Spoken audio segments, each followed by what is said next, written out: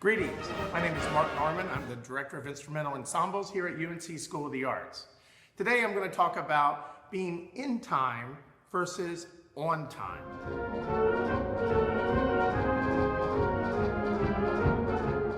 So first of all, think about time itself, time here in our lives and how we live our lives. Time is constantly moving. Try to stop time? We can't do that. So we know that there's a sense of time that's always moving at all times, whether we're playing music or just living our lives. So when you think about time and how we perceive tempo in time, it's good to think about how time flows through the perceived beats and the perceived tempos. For example, if we decide this is the tempo we want to go, there is time that is moving through each of these beats.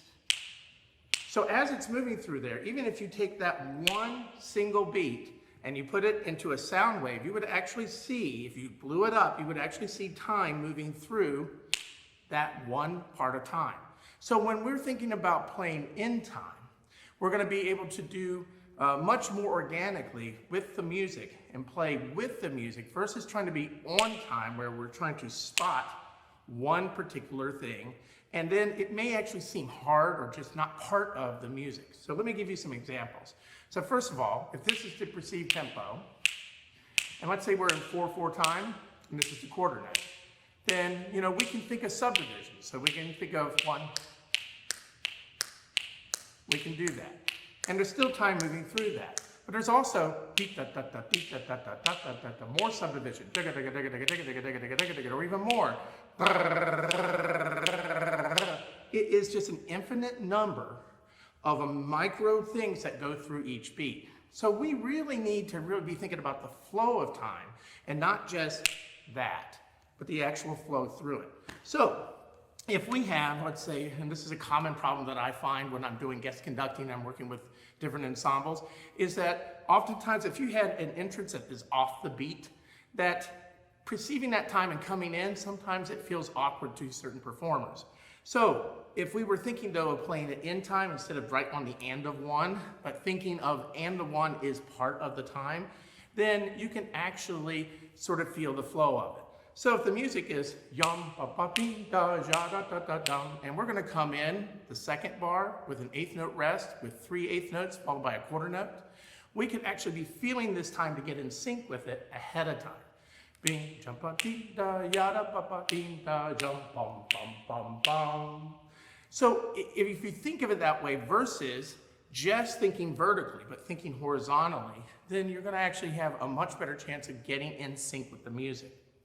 The other part of that is, yes, do subdivide, but subdivide in context. And this is also the same thing when you come into the music. You want to make sure that you're applying the right context. Think of it this way. I love pizza. Those 3 words, you could say them a million different ways. You could say, I love pizza.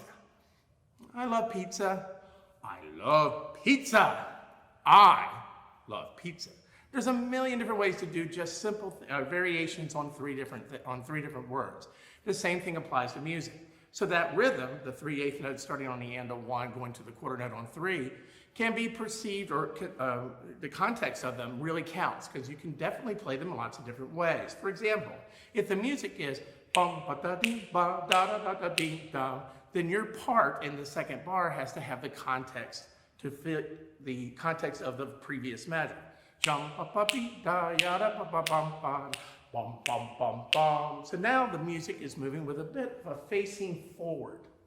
So you want to make sure that, yes, I'm hearing that music ahead of time, I'm in sync with it, I've done my subdivisions, but I've done them in context with the music so that I can actually flow forward.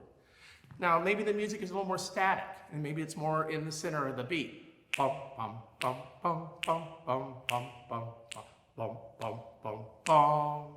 Or perhaps it's actually facing the other way. It's facing backwards a little bit, and it's actually holding back. Dee da da dee da dee da dee ba ba ba dee. So the context really matters about being in sync. And that means you have to have an aural image of the music.